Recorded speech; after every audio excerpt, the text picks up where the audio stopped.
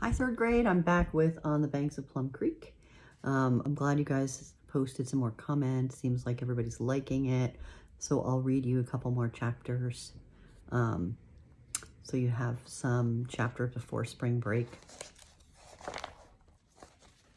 Okay, so the next chapter we are on is chapter 18, and it's called The Old Crab and the Bloodsuckers. When Laura jumped out of bed in the morning, her bare feet landed on a smooth wooden floor. She smelled the piney wood of boards. Overhead was the slanting roof of yellow bright shingles and the rafters holding them up. From the eastern window, she saw the little path going down the grassy knoll. She saw a square corner of the pale green silky wheat field, and beyond it the gray-green oats.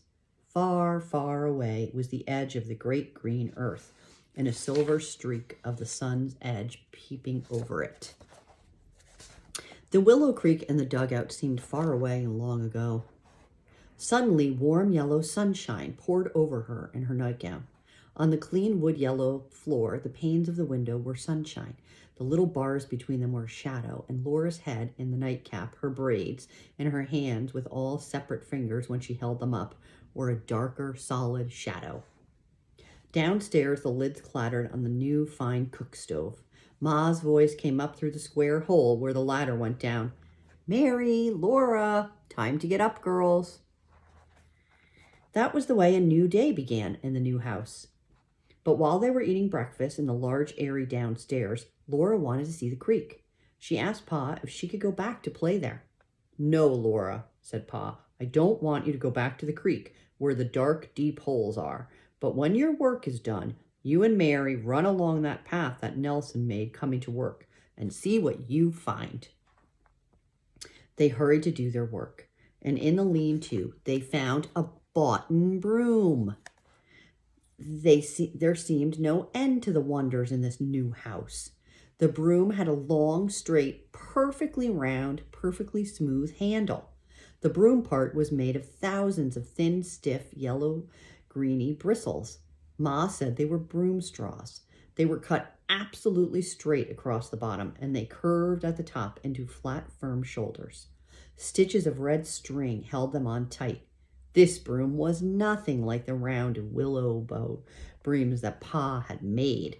It seemed too fine to even use it to sweep with, but it glided over the smooth floor like magic. Still, Laura and Mary could hardly wait to follow that path. They worked fast. They put away the broom and they started.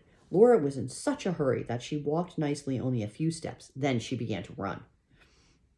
Her bonnet slid back and hung by its strings around her neck, and her bare feet flew over the dim grassy path, down the knoll, across a bit of level land, and up a slow slope.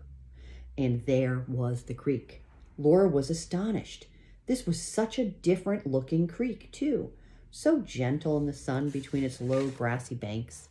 The path stopped in the shadow of a great willow tree. A footbridge went on across the water to level, sunny grass. The dim path wandered on until it curved around a tiny hill and went out of sight. Laura thought that little path went on forever, wandering on sunny grass and crossing friendly streams and always going around low hills to see what was on the other side. She knew it really must go to Mr. Nelson's house, but it was a little path that did not want to stop anywhere. It wanted always to keep going. The creek came flowing out of a thicket of plum trees. The low trees grew thickly on both sides of the narrow water, and their branches almost touched above it. The water was dark in the shade. Then it spread out and ran wide and shallow, dimpling and splashing over sand and gravel.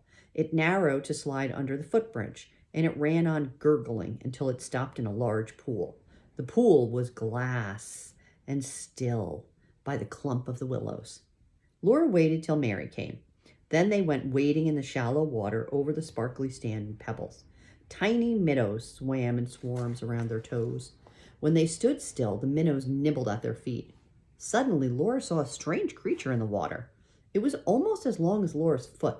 It was sleek and greeny brown. In front, he had two long arms that ended in a big, flat pincher claw. Along his sides were short legs, and its strong tail was flat and scaly, with a thin forked fin at the end.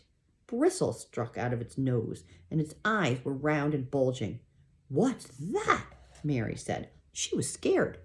Laura didn't go any nearer. She bent down cautiously to see him, and suddenly he was not there. Faster than a water bug, he shot backward, and a little curl of muddy water came out from under a flat rock where he had gone.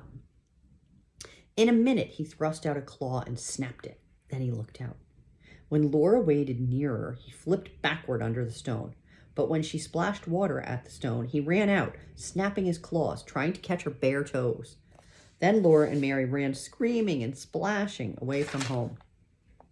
They teased him with long stick. His big claw snapped that stick right in two. Then they got a bigger stick, and he clamped his claw on that and did not let go until Laura lifted him out of the water. His eyes glared and his tail curled under him, and his other claws were snapping. Then he let go and dropped and flipped under the stone again. He always came out fighting mad when they splashed at his stone, and they always ran screaming away from his frightful claws.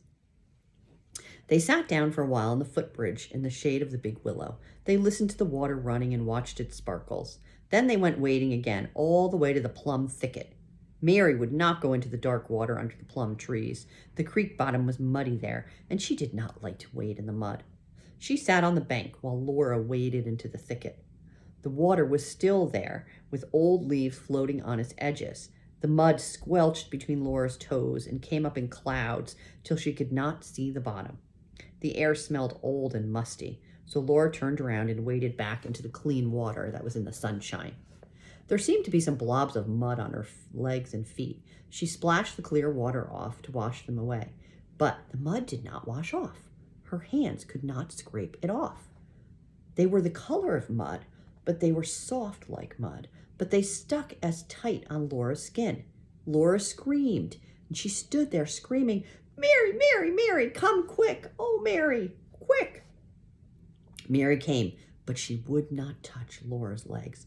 Oh, those were horrible things. She said they were worms. Worms made her sick. Then Laura felt sicker than Mary, but it was more awful to have those things on her than it was to touch them.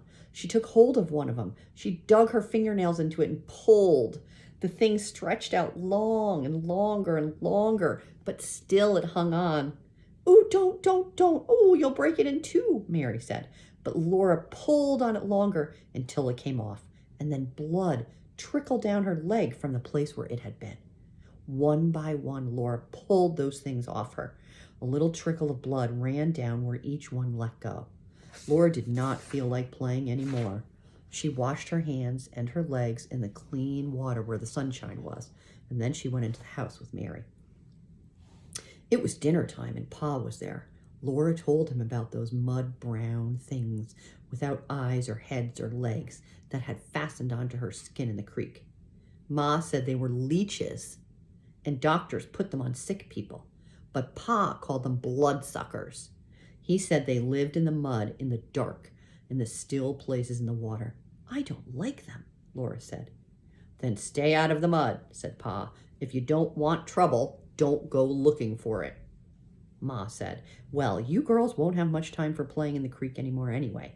Now that we're nicely settled and only 2.5 miles from town, you can go to school." Laura could not say a word. Neither could Mary. They looked at each other and thought, "School?